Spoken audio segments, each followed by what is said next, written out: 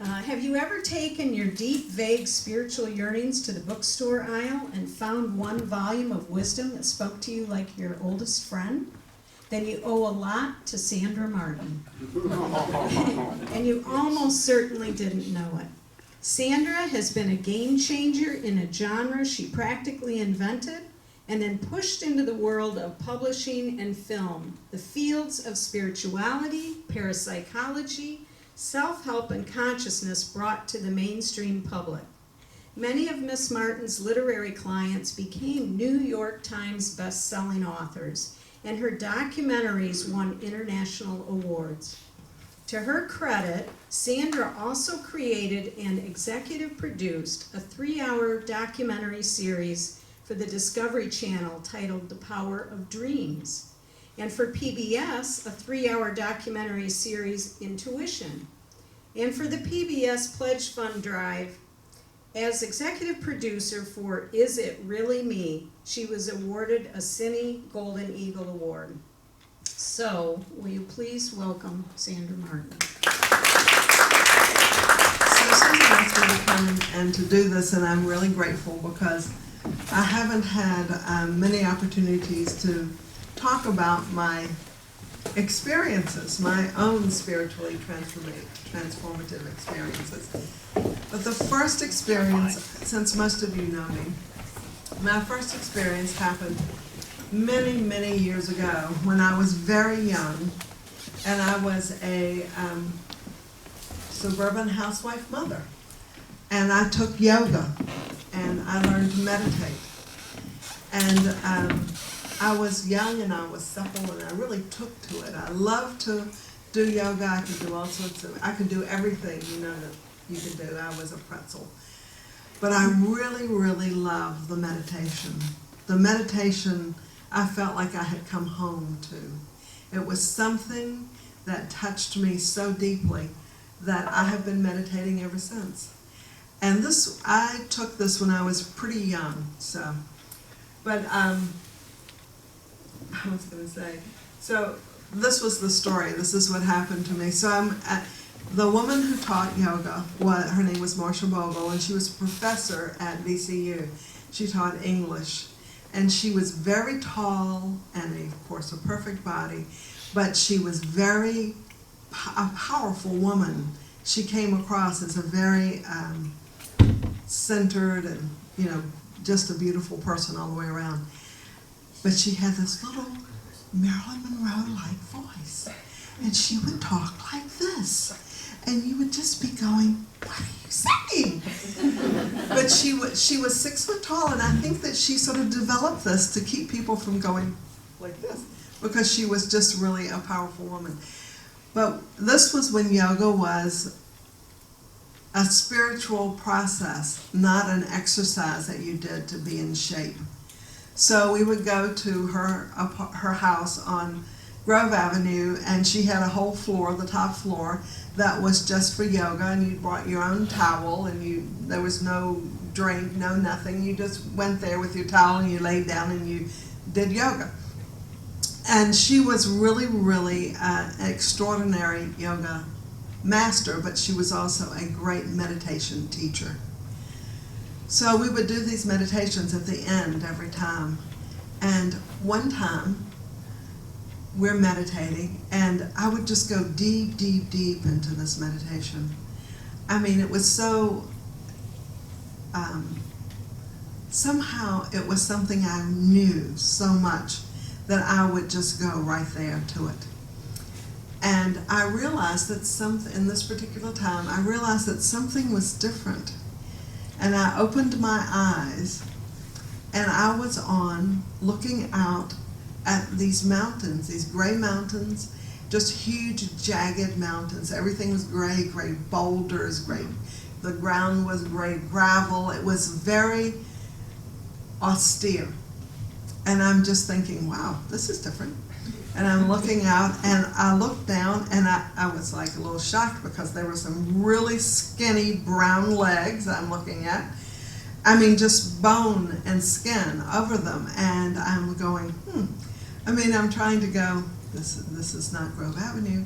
But at the same time, I was trying to go with it, you know. because I'm always had a adventurous soul. So I'm sort of holding my breath, but realizing that this person, that I am in his body, and I'm looking out through this man's eyes.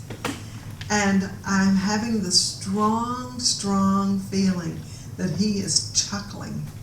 He's just like going, this is interesting too. So I'm looking out and I'm thinking that his ability to be in this deep level, and I was in his body, and I thought, I wonder if he's in my body on Grove Avenue. I mean, you know, I'm there, he could be at the other place, you know. And again, I feel him chuckle as soon as I thought that. So he just sort of took this deep breath, and we both went into this really deep meditation. And so I'm just like, you know, and yawn.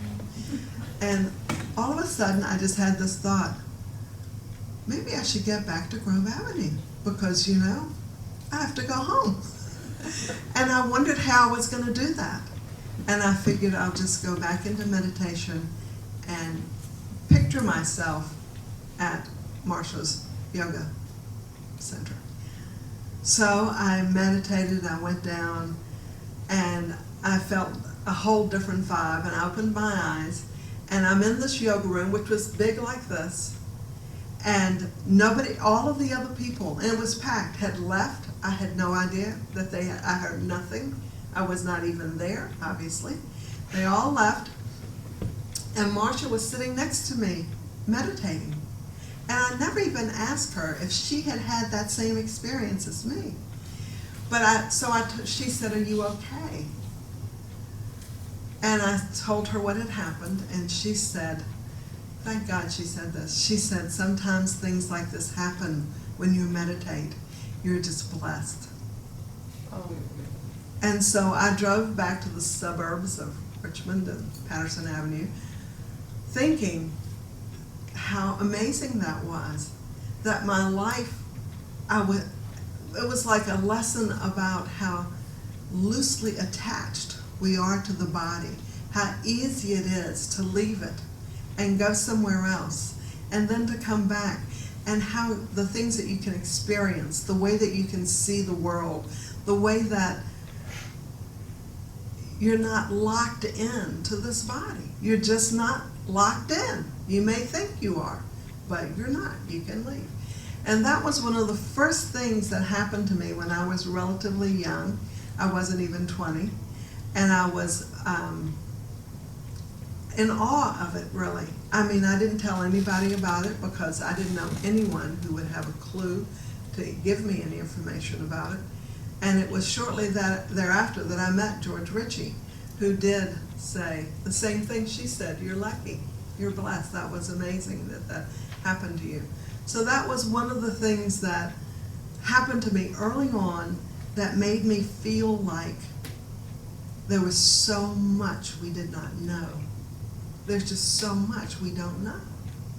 And we can walk around acting like we know everything, but not really.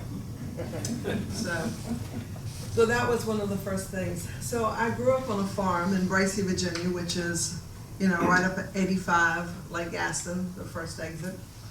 And so when I moved to Richmond, when I got married and moved to Richmond, I was always on the spiritual search, I guess from the moment I was born.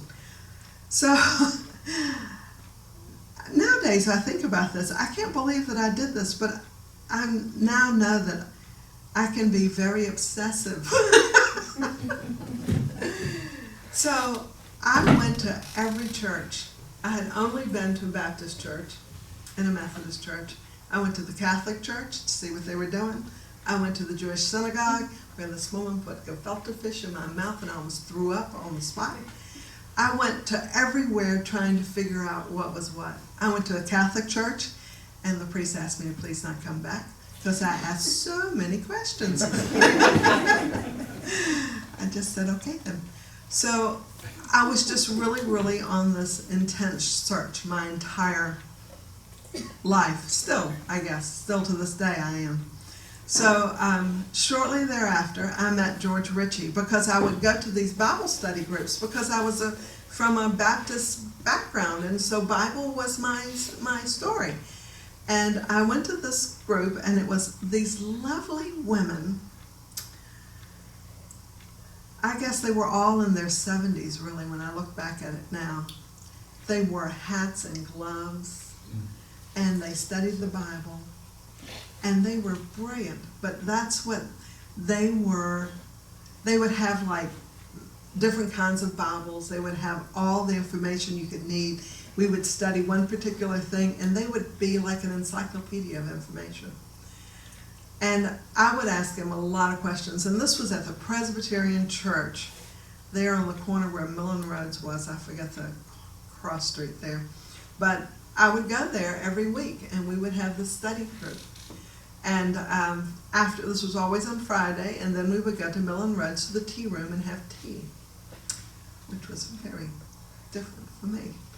So at one point, one of these ladies said, "I think there's somebody you should meet, George Ritchie."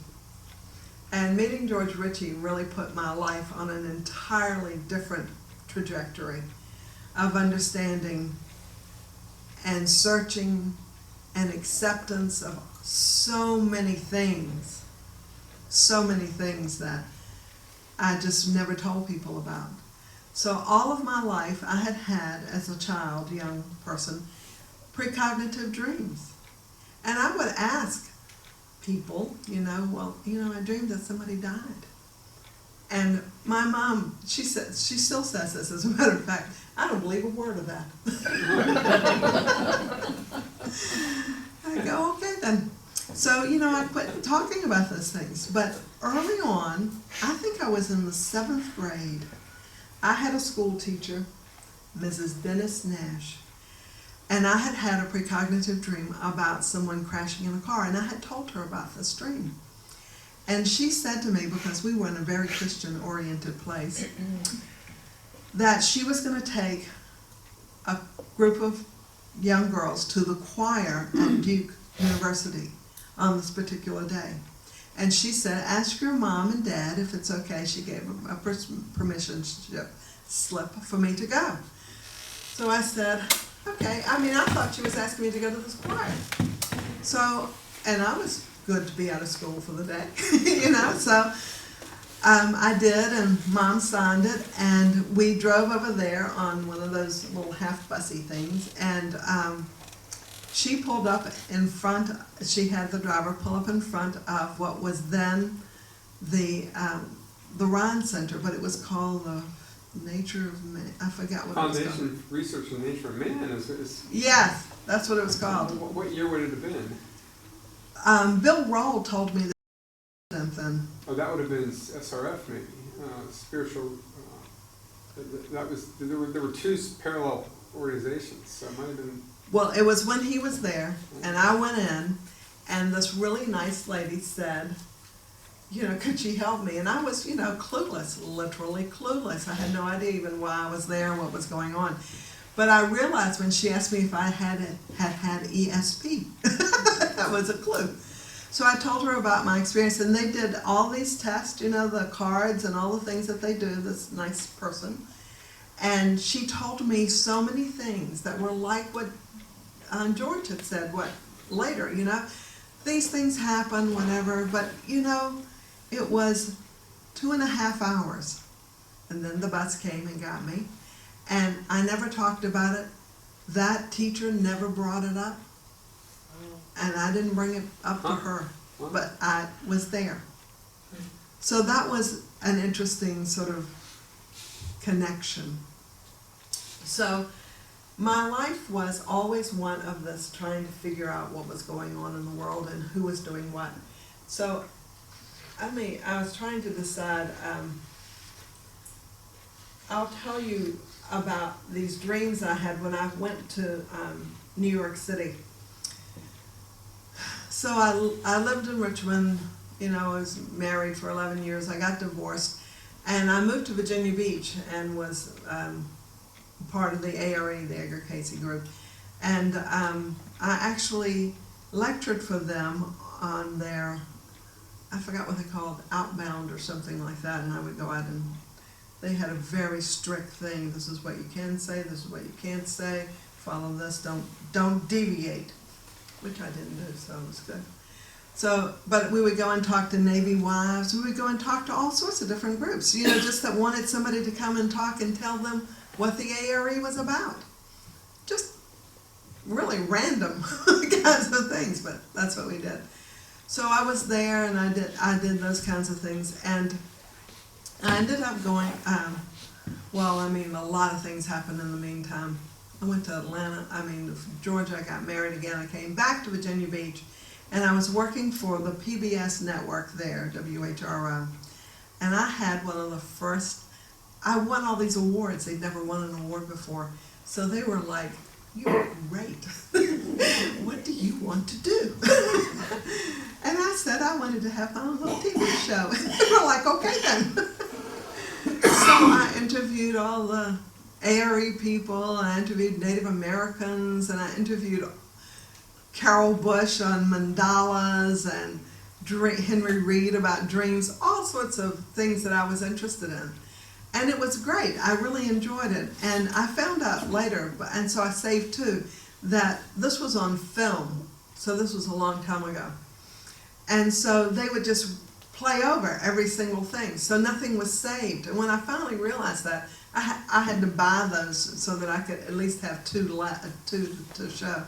But it was really interesting, and it gave me this bizarre sense of, oh, I can do anything, which was really wrong. But it powered me on. So I had, I think at the beginning, one of the things that happened to me to talk about dreams was that I had this long series of dreams with Ted Turner, who had was getting ready to start CNN. He had that station, I forgot what it's called, Turner Broadcasting. Yeah. And so he hadn't started CNN by then. But he was doing all these innovative things and that nobody else was doing. And I actually met someone who'd worked for him who said that because he had, he was bipolar and stuff, that he was really psychic and he'd done all sorts of strange things, and he was really interested in these subjects. So I decided that would be interesting. But before even finding that out, I had this long series of dreams about Ted Turner.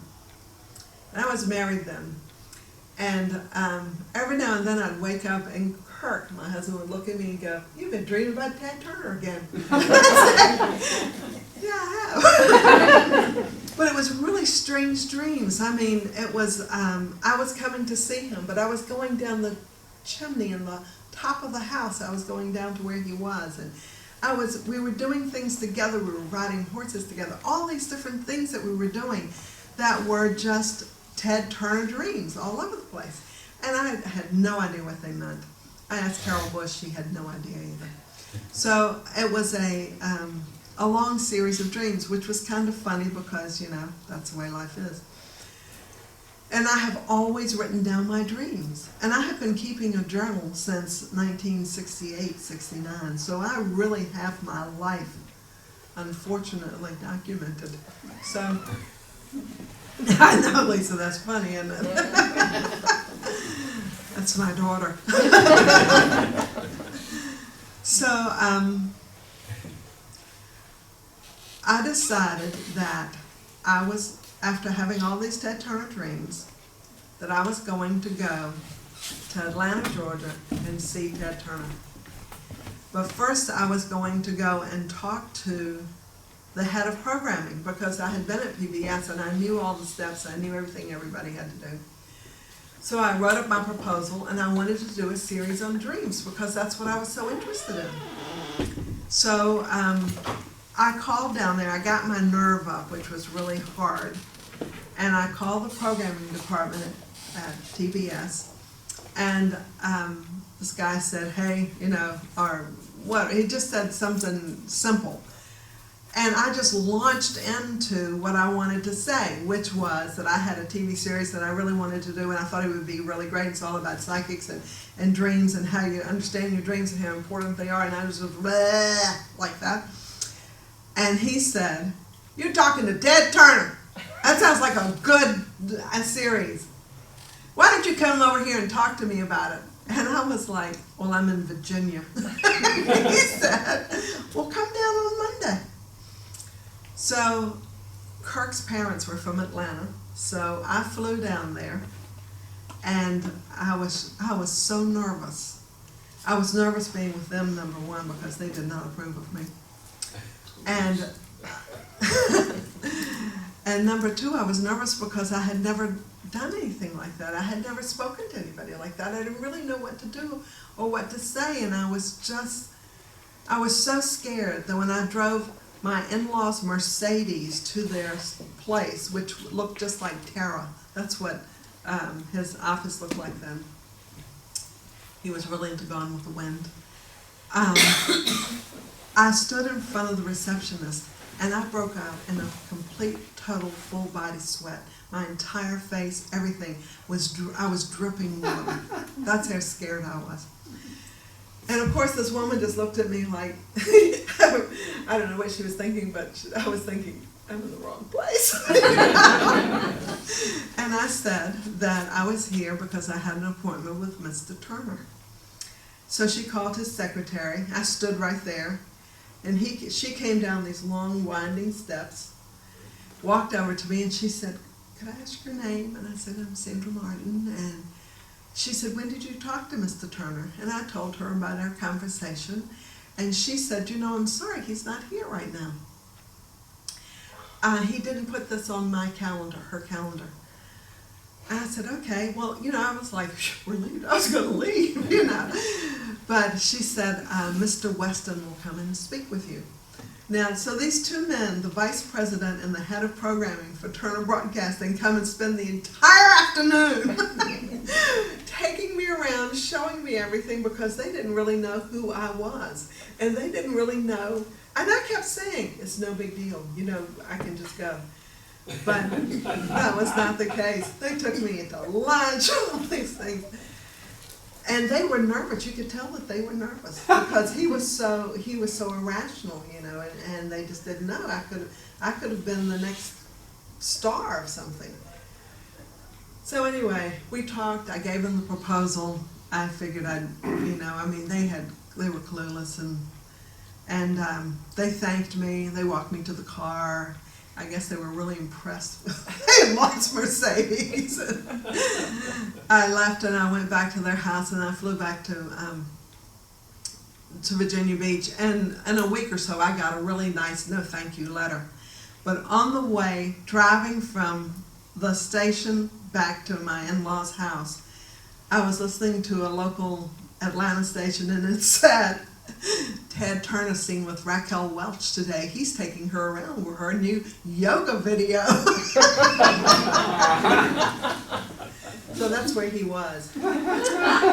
So, but that really sort of, in a strange way, I didn't die. I didn't, fall over. But it empowered me to know that you can do all sorts of things that you don't think that you can do. And you can do things that you're stronger than it was flying back, I kept thinking, I didn't see him, but I saw those other guys, and I told them exactly what I wanted to say and what I thought was important. So I did all of that. So, and then I had this little TV show, and from that I realized that one of the things that was so important to me were books, because I was an avid reader. My entire family were readers, and I thought that would be an interesting thing to do. But actually, nothing happened with that. I was still trying to sell this TV series. I went to LA and talked to NBC. I talked to everybody. All of these networks at that time, the programming head was a man, and they would say to me, "What do you think I'm going to do? Put a camera in somebody's head?" No, some dreams are about symbols. Symbols. But they were, they just said no. But then they would sit right there and ask me 20 questions about dreams that they'd had. What do you think this means? What do you think this is? Maybe you could give me some insight. So that was interesting too. So I'm in Virginia Beach. I'm divorced. I quit my job because I'm going to do this big thing. I'm living with my sister Brenda, trying to figure out what the next step was going to be, because I could go back to WHRO. They really wanted me to come back. But I really knew that something else was out there, but I didn't really know what it was. So I'm there at Brenda's house, and Carol sent this woman over, Norma Eckroat.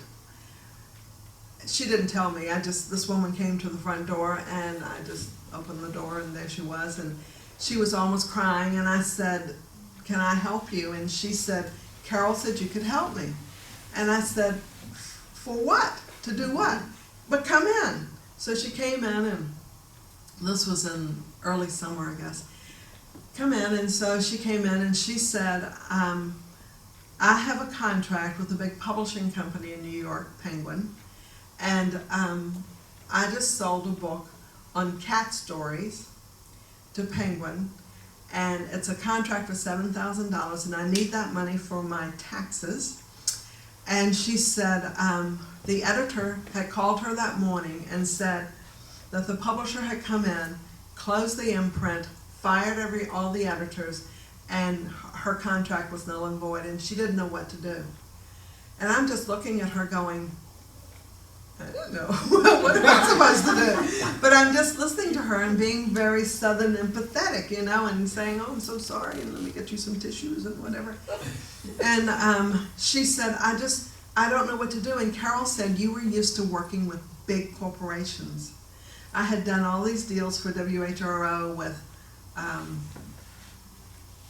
Newport News Shipbuilding, huge companies that I was used to working with, their nonprofit end of the side of the company. So I thought, wow, I don't know what to do. So I said to her, "Let me go make us some tea. I'm going to ponder on this." So I went to the kitchen, and she sort of gathered herself, and I wrote down on this pad, this yellow legal pad, which Brenda should have stock in my company, and I said the things that I would do if it had been mine. If you sold it once, you can sell it again. Find out if you can do it, if they would do it with another company. All these different things that were very reasonable. And I said, and the bottom line is, write them a letter and demand your rights back right now. I said, demand your book back. I didn't even know rights or manuscript kind of thing to explain it that well. So she took all of that and said, "Thank you." I gave her this pad, and I was just like, she walked out. I leaned against the door, and I thought, I have got to talk to Carol about this. This was the second person she'd sent to me. So she goes off, and she comes back with this letter that she has written, which was very legal. As you know, Norma was a lawyer in all of her past lives. And it was really, like a perfectly legal letter. And I said, that sounds really good. So I'm reading it. The last line says, "If you have any questions, please call Sandra Martin at 804-422-4921, which is my telephone number. And I said, "Oh, Norma, you can't do that. I don't know anything about publishing. I don't know anything about this. You can't do that." And she started crying, and I just said, okay. And I'm thinking, they're going to write her a letter. She's writing them a letter, they'll write her a letter. So, a couple of weeks go by. I don't see her. I don't run into her anywhere. She was a big follower of Paul Solomon, and the Inner Light group. So the phone rings one morning. That is my home phone. So I just said hello, and this really squeaky voice guy said, I want to speak to Sandra Martin. And I said, this is she. And he just launched into this diatribe, this angry thing. "I don't know who you think you are. This is a contract. You have no right to do this." He just went on, and I'm just going, wow. who did I make so angry? How did this happen? I'm so easy going. You know, I'm just thinking. And finally, he says, her name, Miss Eckroyd. I went, oh. And then that southern magnolia, steel magnolia kind of thing sort of came up. I just said, no one has ever spoken to me in that tone of voice, and you're going to have to totally renegotiate this contract. And the whole time my mind is going, what the hell are you saying?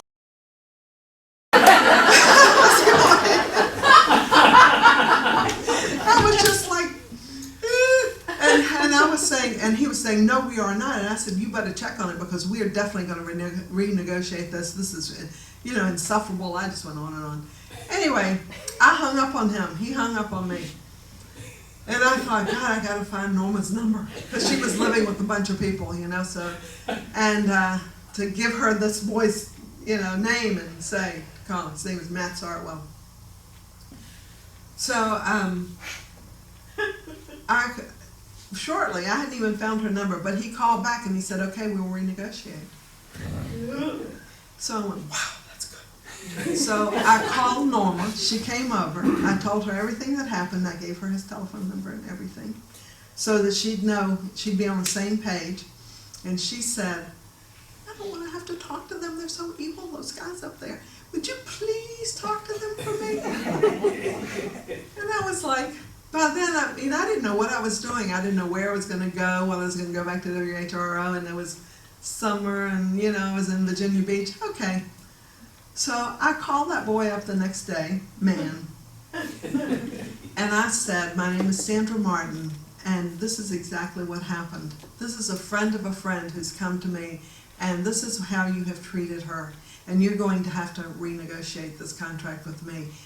That night, though, that night, I went to the local bookstore and I bought a paperback book this big on how to be your own literary agent, and I read it that night. So, I was prepared. Quick study. It was a quick study. So I told him he was going to have to deal with me. And I told him I knew nothing. You know, I said, I'm an avid reader, but I am not a, this is what I do for a living, is put together money for PBS Network and all of this. But, so we renegotiated this contract. And every time I would get more money, Norma would say, take it, take it, take it. And I'd say, no, they haven't said no yet. No, we can't do that, no, yeah, no, let's just get. So I got this girl $45,000 advance for what she had originally had a $7,000 advance. Teeny weeny book. Yes, a teeny book. That's exactly. Cat stories. Cat stories. So she must have told every single person in Virginia Beach. So people were coming out of the woodwork saying, would you do this for me? Because this was just when, as you probably realize, ARE was getting very popular, and they were starting to, they published their own books, but they were starting to reach out and do books in other venues, you know, other big publishers, because until I got to New York, almost all the publishing houses that did things in our field, near death or psychic or dreams or any of those things, were done by Llewellyn, Inner Traditions, Yeah. those kinds of publishers. And it was a limited distribution and never very much money. They were just grateful to have a contract. So she was just going, and I mean, and these cat stories were all about taking care of your cat holistically. So anyway, people were just coming out of left field, and I thought, well, you know, I was still, what can I do? Let's see, I'll go up there and check it out. So I went to, I mean, you know, when you don't know, it's amazing the things you can do. So I called up the publishing houses. I would call up whoever the head person was. There was no Google. And I would just call and talk to people till I got to the person that I needed to talk to, and I'd say, these are the kinds of things that I'm interested in, and I want to sell these books. Who are the editors I should talk to? And generally, when I first went up there, there were like 35 to 40 individual publishing houses. Wow. Yeah. Now there's like, what, 5? There's 5. 5. They've all consolidated. So there would be one person that worked with those books. So I made appointments, and then I would drive my little car across the bridge and up the Eastern Shore, and I knew one person in New York City, one person, and I would sleep in her son's bed with airplanes hanging from the ceiling, and they would put him, he was 6 years old, and he's now married with children, they would put him on the sofa, because he would never even wake up, you know, and I would go and see all these editors, and you know, it was just, I was so obsessed. I don't even know if that's the right word. I don't understand it, even when I look back on it. George Ritchie changed my life so much. And the things that had happened to me changed my life so much. And I would meet people, and I was open about the things that happened to me. And people would say to me, I've never told anybody this. And tell me these things that had changed their life. And I just thought, look, we're all walking around wounded with no one to talk to. And, you know, even if you talk to somebody, they thought that you were just wacky doodle. And, you know, so it was like it became my mission to spread this word. So I found out later that the editors are very introverted, quiet, you know, English majors. And I would just corner them and just say, look, this is the future, this is what you've got to do, and da-da-da-da-da. And I just made a real impact in New York City just by virtue of believing so strongly that this was the future. That unless we were in touch with this part of ourselves and understood who we were, I mean, I must have told George Ritchie's story 7 million times to some of these people,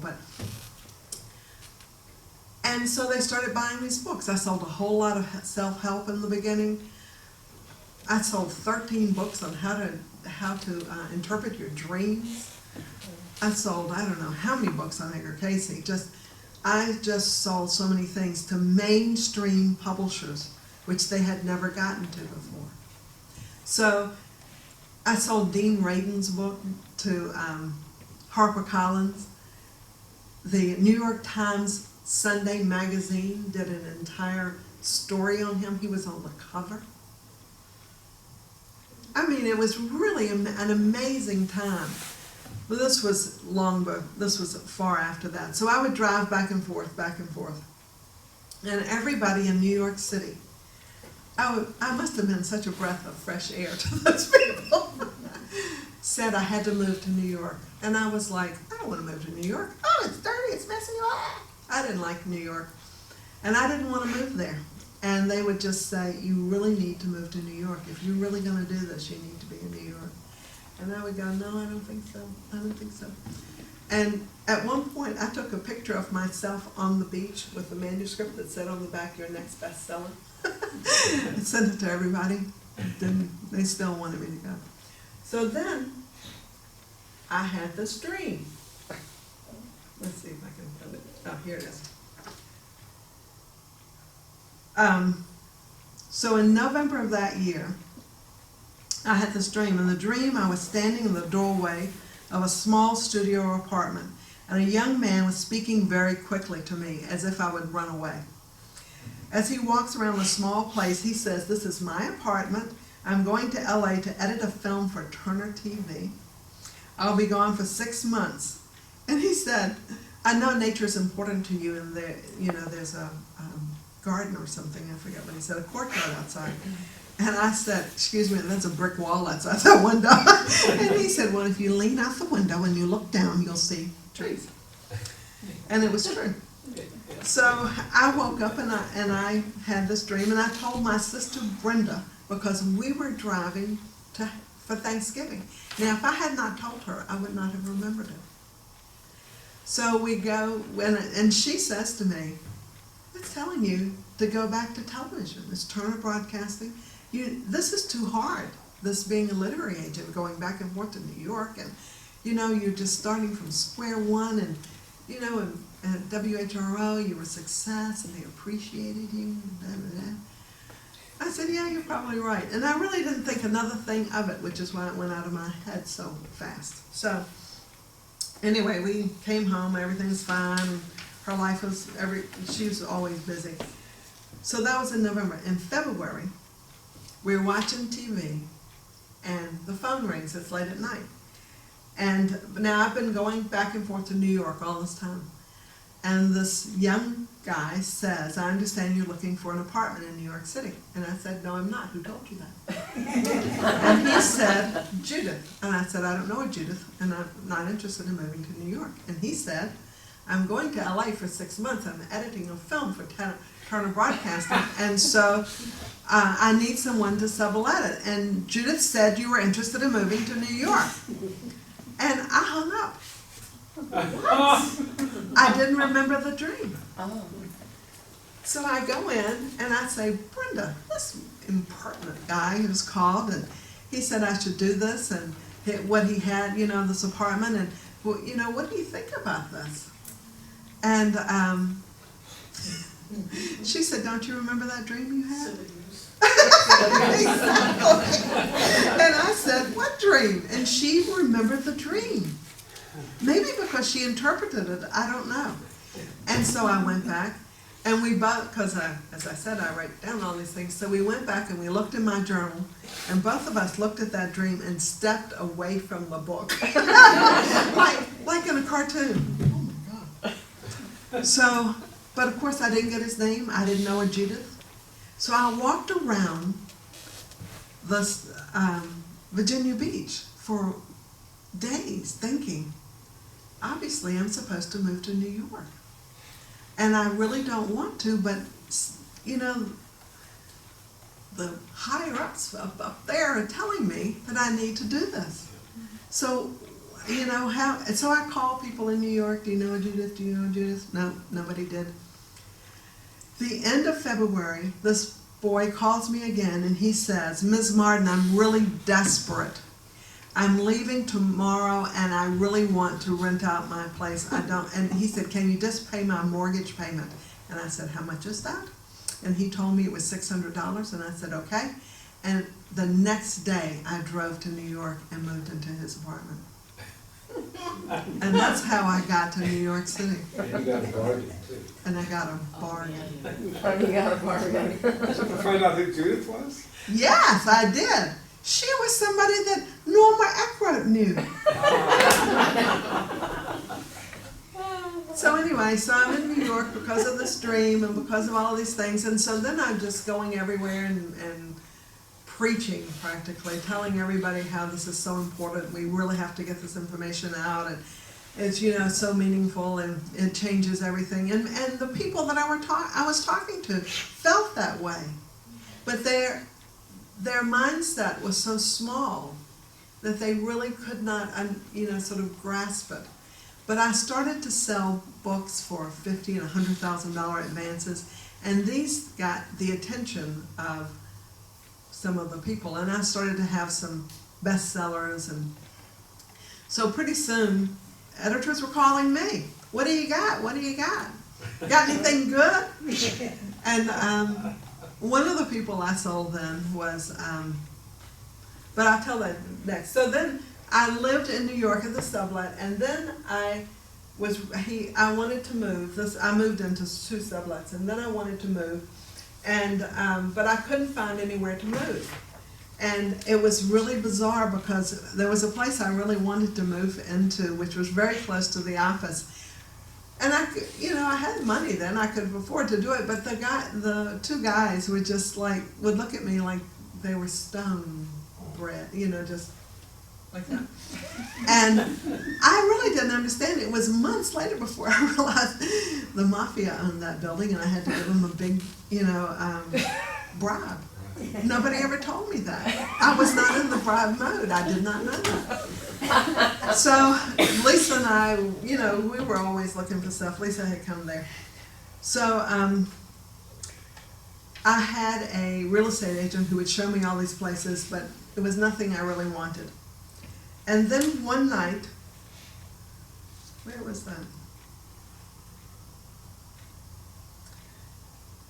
I forgot where I wrote that. So one night, oh, there it is. So one night, you know, I go to bed as normal, and I have this dream that I'm looking at this apartment. The realtor's taking me to look at an apartment. And he opens the door, and inside, in the living room, is my grandmother, who's dead. And she's sitting on a chair, and she just looks right up at me and smiles from ear to ear. And I went, oh, that's the apartment. So I had all these details about the apartment. Lisa and I walked up, and it was on 57th Street, which is where I had been living. So Lisa and I walk up and down the streets. We walk on all these things, looking in every door, every lobby, because it had this huge lobby, and we never could find it. So I just gave up, and I thought, well, that's just the way it is. So more weeks pass, and then the realtor calls, and he says, there's a place that's available, but it'll go really fast, so meet me on the corner of 57th and Broadway. And so I met him on the corner. My office was at 52nd and Broadway. And we hauled it right on down to this 347 West 57th Street.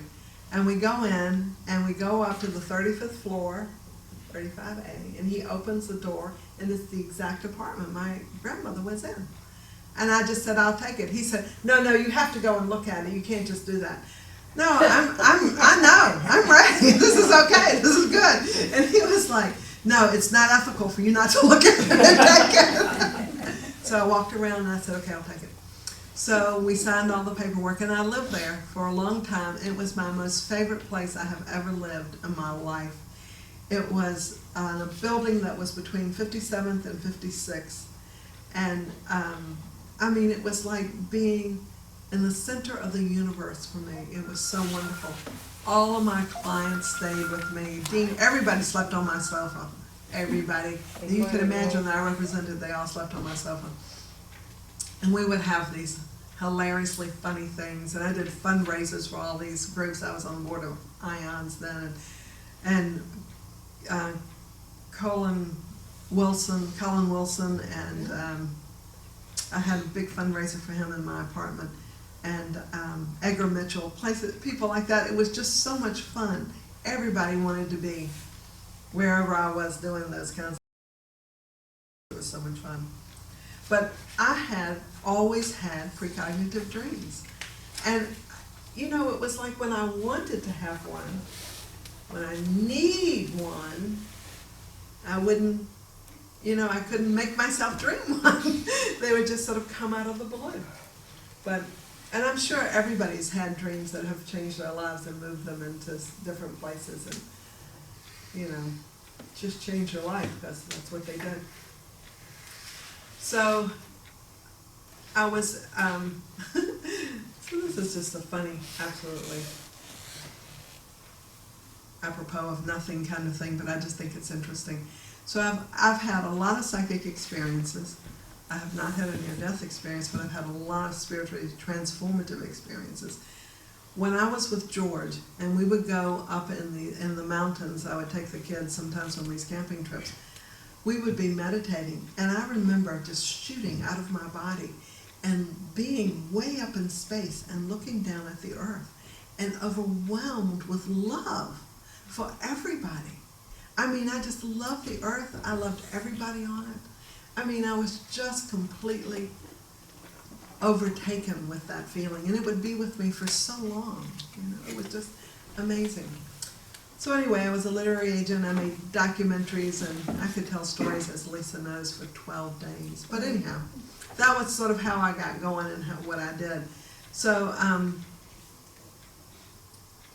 when I came back to Bracy, when I moved back to where I live now, I was still reading and studying, and people would come and give talks on crop circles and all sorts of stuff when I was first back.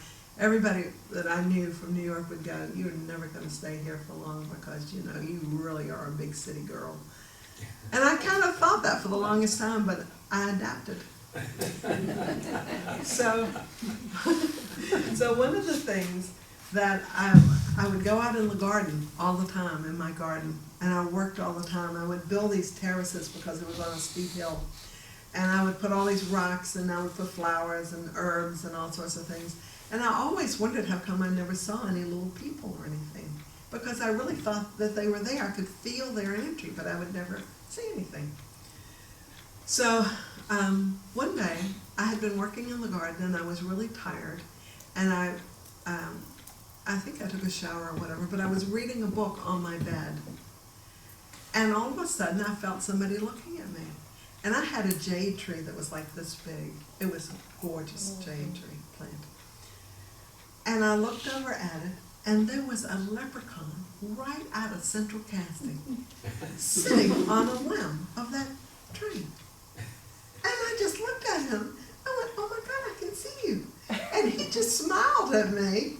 And then he just faded away, just like, in a TV thing, just faded away. I was so excited.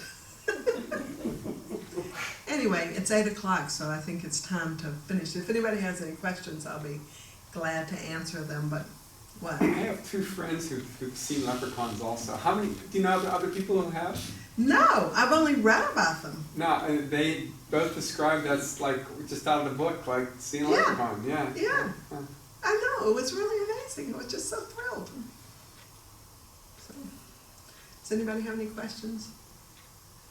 No? Yes? Yeah, George Ritchie. Yeah. If you wanna Yeah. talk about that. Tell us some George Ritchie stories. Yeah. Yeah. So George, he was like the most powerful spiritual entity I ever met.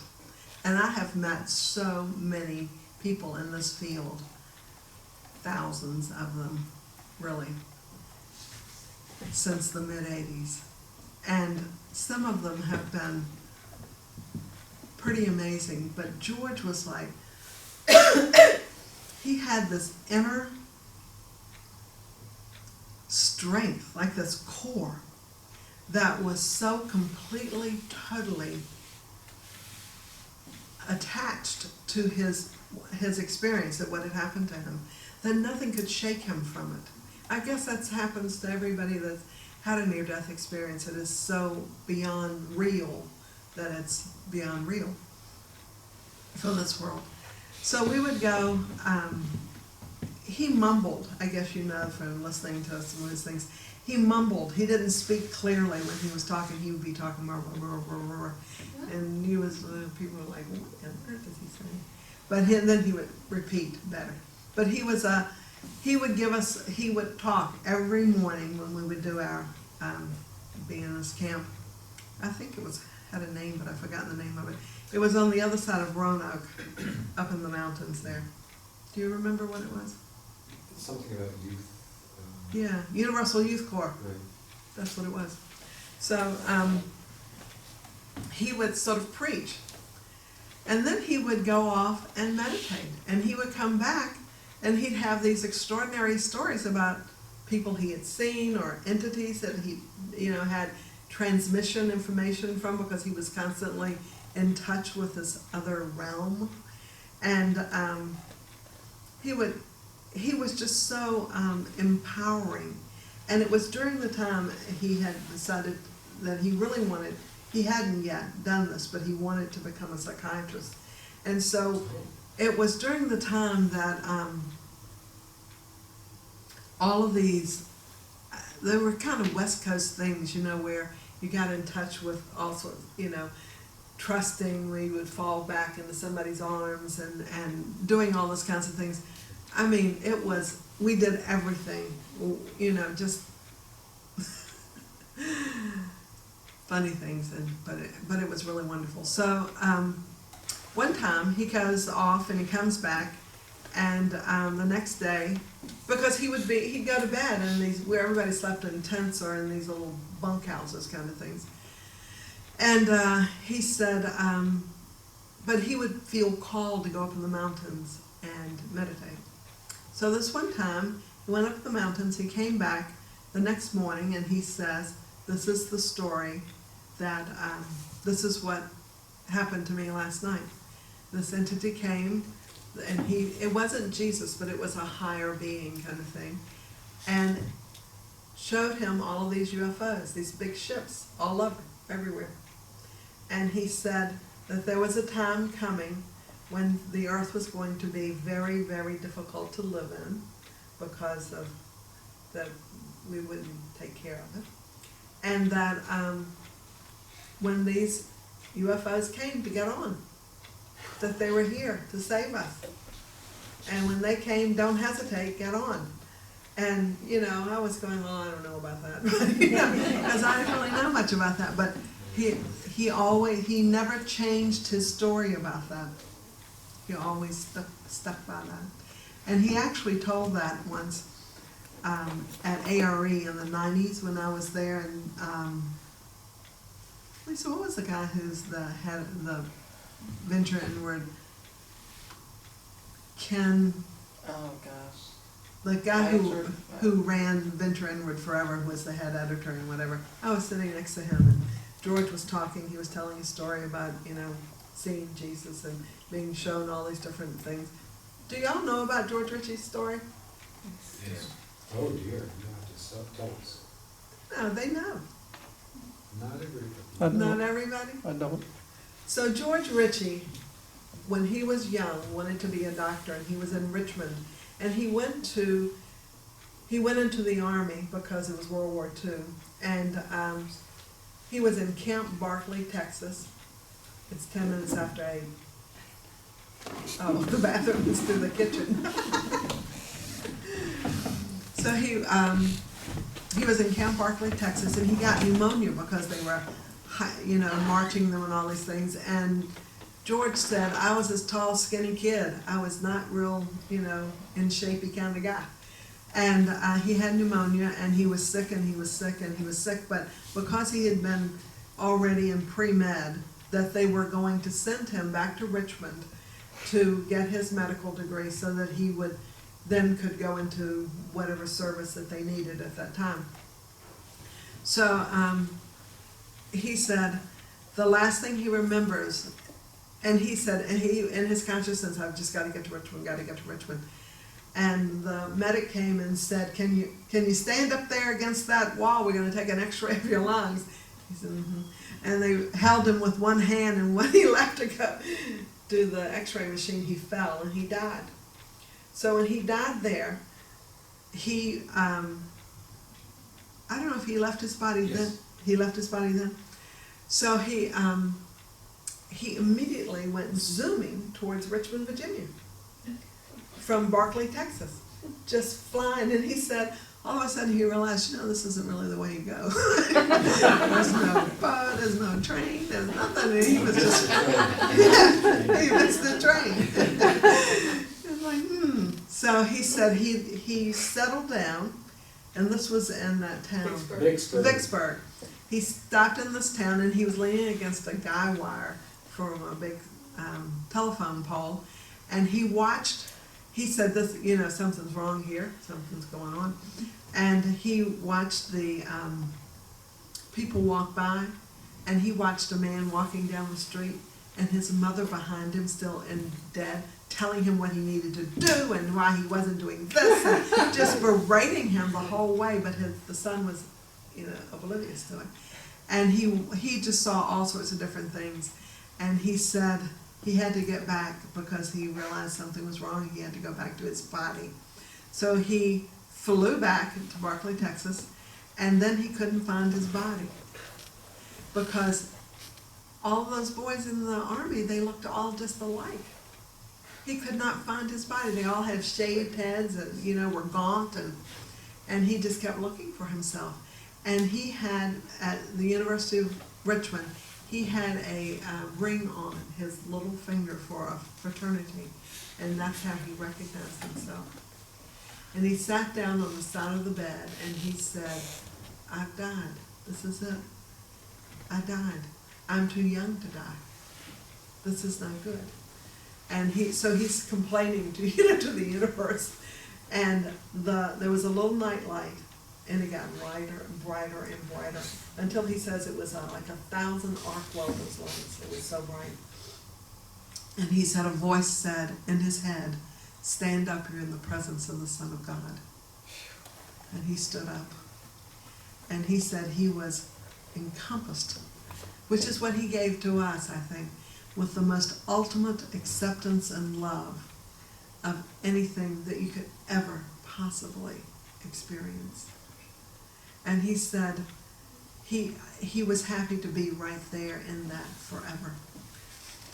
And then he called it Jesus, but he said he thought it was Jesus, but he said it was such a higher being that, said, "What have you done to show me?" And George said, "I was the president of my fraternity." And this voice inside his head said, "That glorified you. What have you done to show me?" And he said, "I was a Boy Scout," or whatever the next level is. An Eagle Scout. That glorified you. What have you done to show me? And so he said, "Come with me." And he took George on this extraordinary, life-changing for so many people trip. He saw his past lives. And he said, I was a typical 20-year-old, If you could think about it, I probably did it. He said, I was not this, church person now, that I am now. But he said, it was nothing but love, no matter where you looked, what it was. And then he took George, and he took him all these different places. And one of the places he took him was to a bar in Chicago, I think he said, that he thought that's where it was. And he said he said, watch, just look. And he was standing there, and he said these people were at the bar just drinking.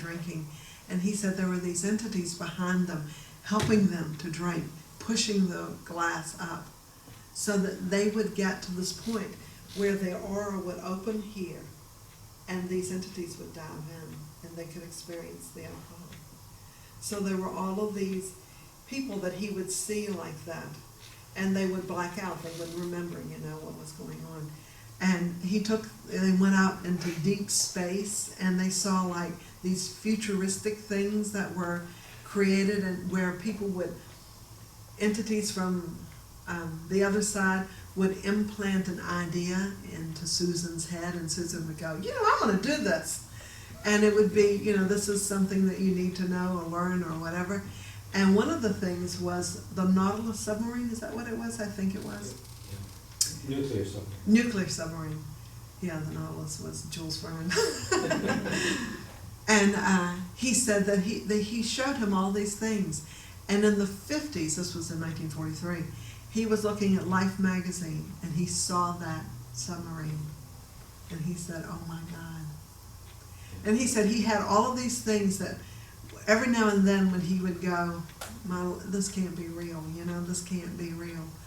And he would have these things that would come to, would verify what had happened to him. But he was really, really, he was a powerful man, but he was so loving.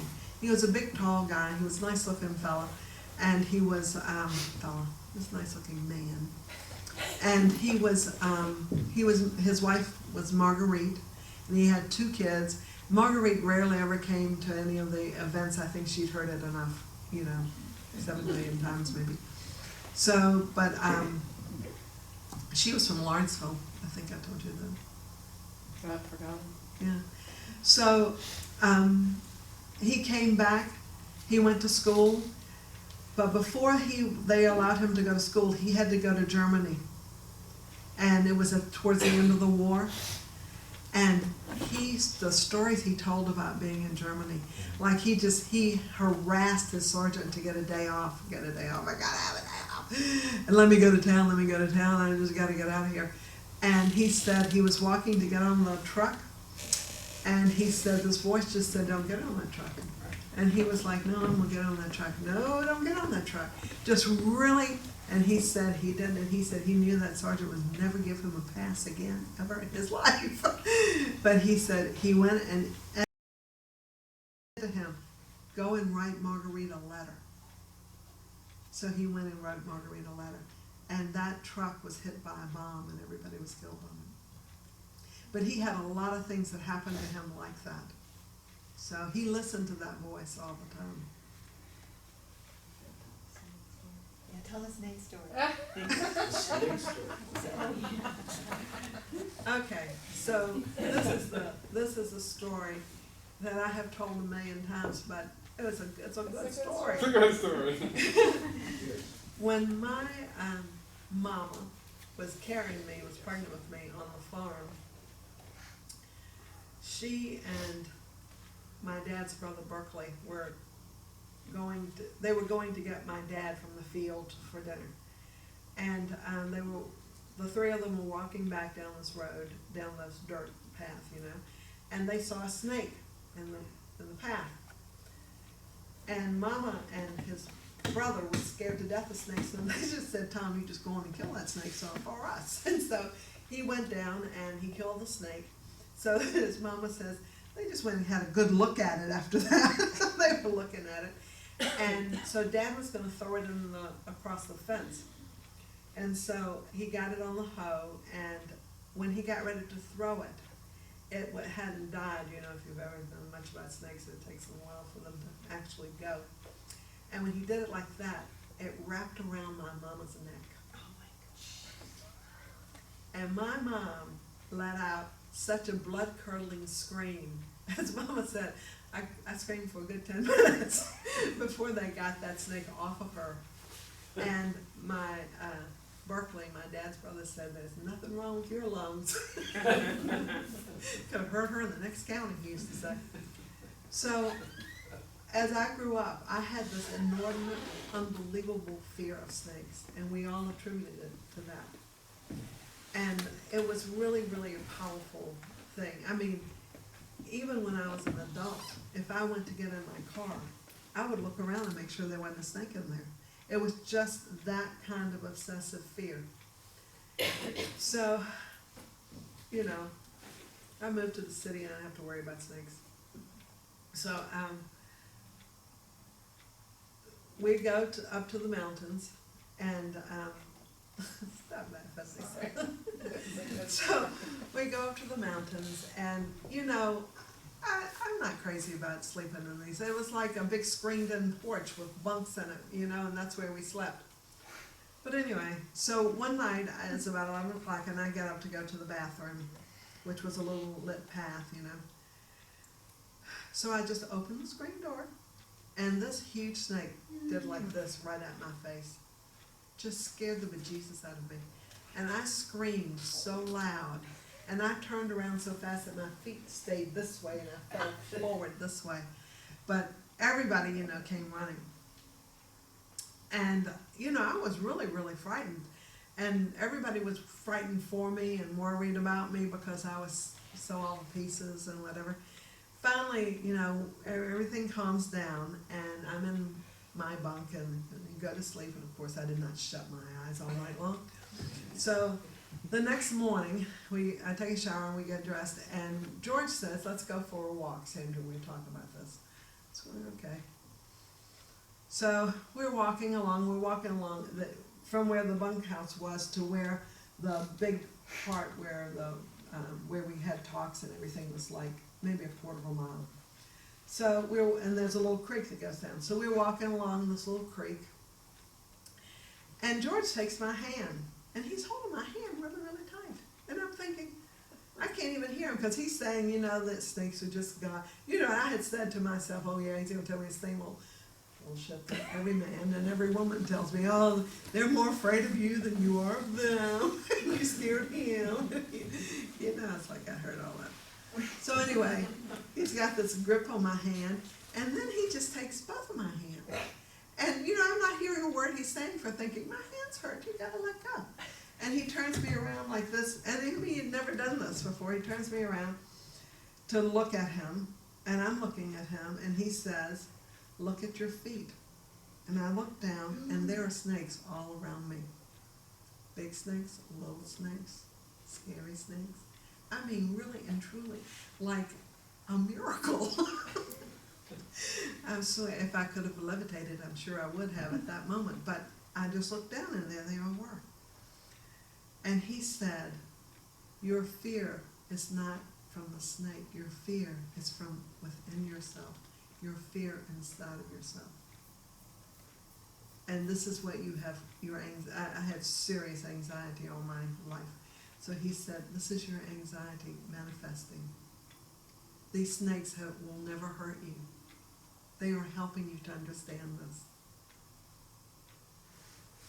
And, you know, it was like, I just got it. I mean, I just let go. I know. And I just let go, and it left. And I have never been afraid of snakes since. And those snakes just dispersed as if George had said, okay, you can go now.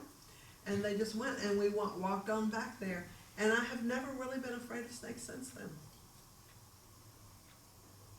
And that's the snake story. That's a good story. That's a good one. And George could do things like that, though. You could be climbing up the mountain and be raining, but it would not be raining on us. I mean, he was really a miracle guy.